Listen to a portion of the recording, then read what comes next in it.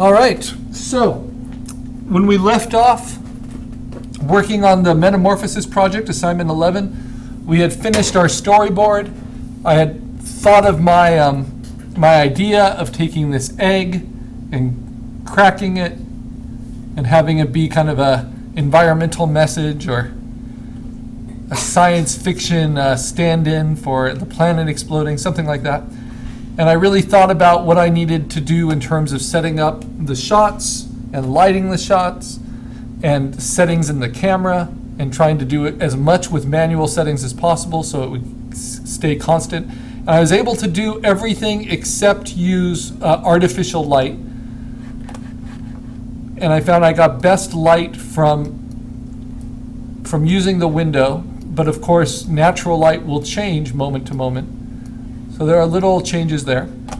But these were my exposures. Just a whole bunch of them. Started out with some tests. So I figured out kind of what level of focus I wanted. So that's the dyed egg. What viewpoint I wanted. So different types of lighting. Different angles, different exposure rates, trying to figure out my manual settings. Underexposing, overexposing, that's what's called bracketing. Figuring out what the right level was, and this was about the right level.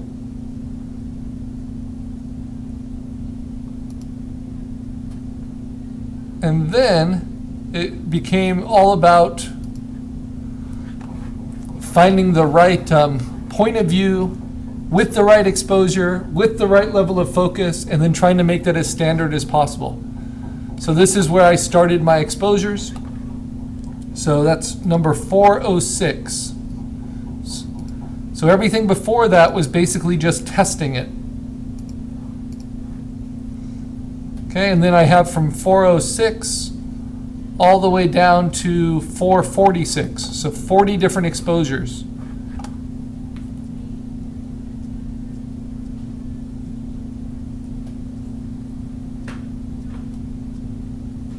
Cracking it, sometimes the cracking moved it a little bit too much. And then breaking it apart. Because I'm using manual settings, sometimes the focus is lost, and I decided I wanted to keep that. So it's focused on this area. So as it gets behind that, it gets less and less in focus and feels more and more like an explosion that fades away. All right, so one way you can kind of get a sense of how everything looks is just by looking at how it plays in your preview window. Think of it as the storyboard. So I might have started my exposures with 406, but maybe they don't really get going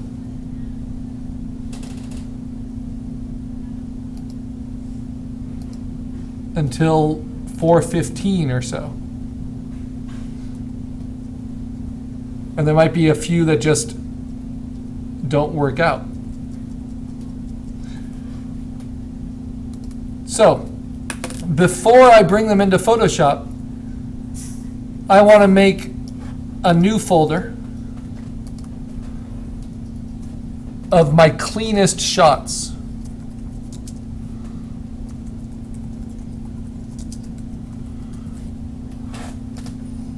Okay, so when I open them up, I want to know where I start and stop. And if you took a lot of exposures, this is an extremely important step. If you only took a few exposures, you just want to make sure you see the problems. And we need at least 9. So I start with 406, but 407 looks like it's a little bit more in focus.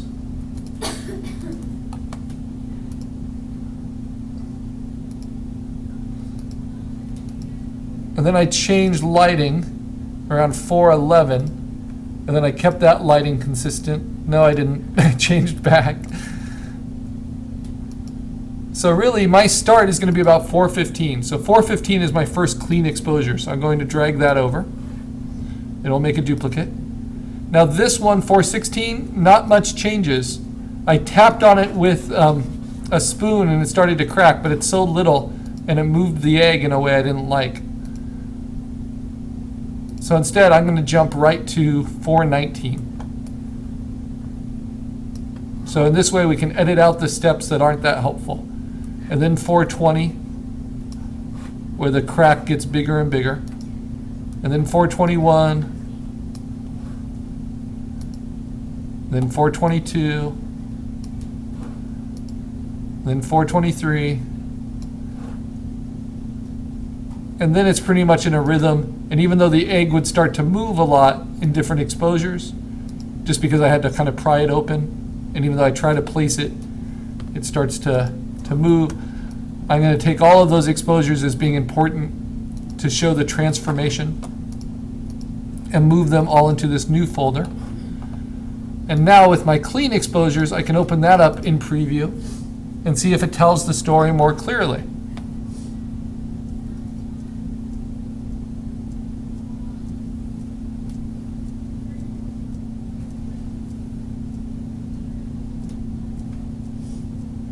And it does. And I can see that 415 is pretty much the same as 419, except that the egg has shifted over.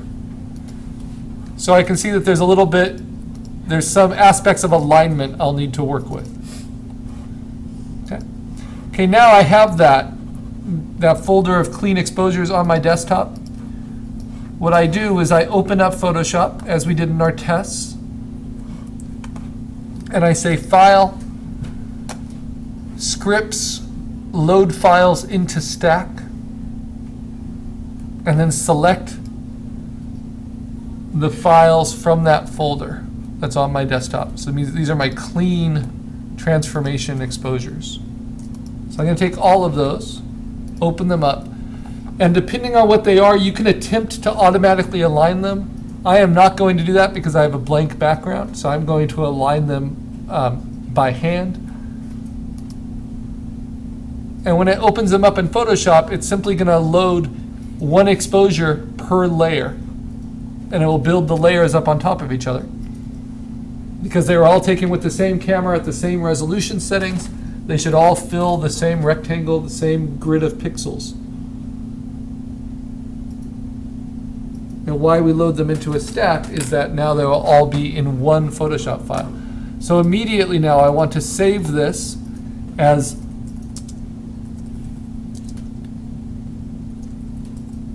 my assignment 11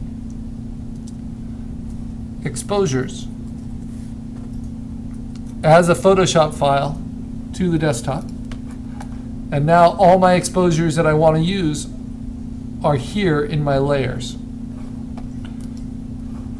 I will get back to this later, so I'm going to close that for now. And now my concern is lining all the shots up. And I know that this first one gets off center right away. So there's a few ways I can do this. I can use the grid and I can use guides. So basically, I can use the move tool in my guides and the grid and box in my egg.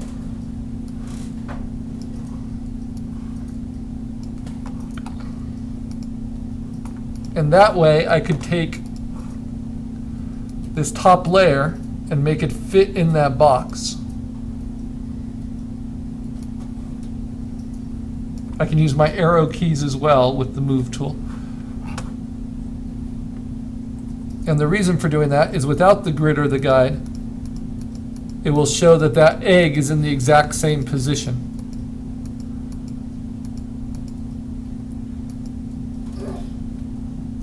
And then I can simply use the grid and the guide and make sure my other layers are also lined up.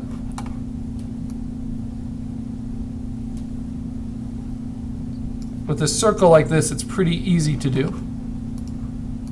So I just turn them off, turn them on,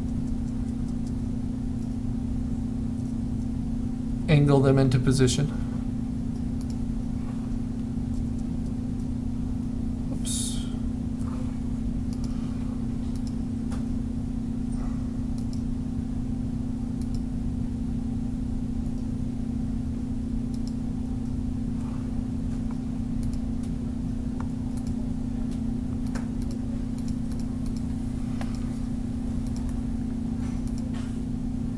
Now the key is that we want the viewer to pay attention to the movement, to the change in our subject matter, the metamorphosis, the transformation. And in order to really make that strong in the content, we have to take away everything else. And the first thing we want to take away is any kind of movement that we can control. And that's why I shot with extra space around the subject so that I can crop into it. I eventually will crop these all into a square, but not necessarily this square. This is just to help me line up the egg.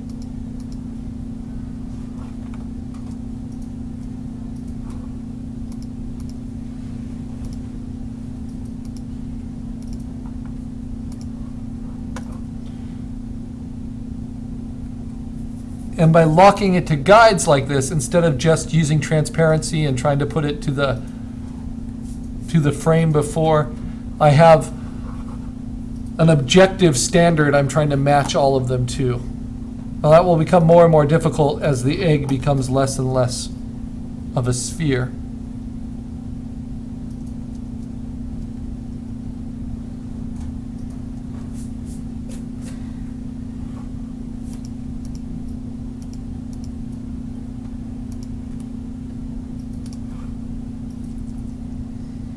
And I'm not doing any color processing yet. I'm just trying to get the placement.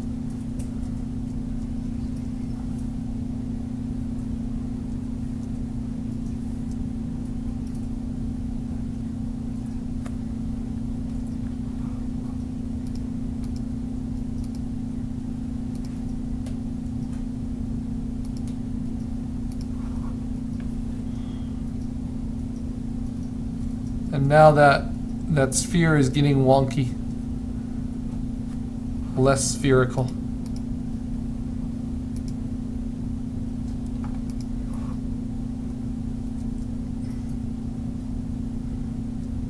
As the egg starts to break apart. Now this is why it's important that I used manual settings. I wasn't zooming in or changing any of that. And I was using the same exposure for each. The only thing that would change slightly is the natural light coming in from the window. That was lighting this.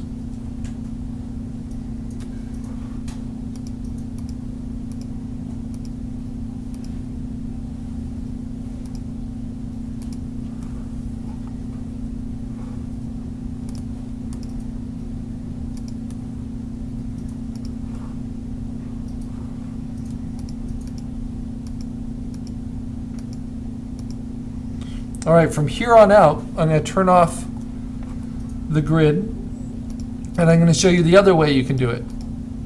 So if I have them all turned on here, without using the guides and the grid,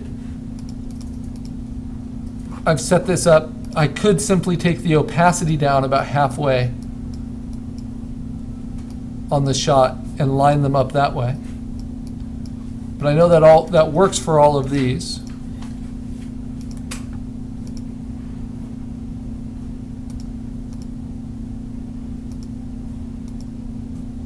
See. But once the egg gets broken open,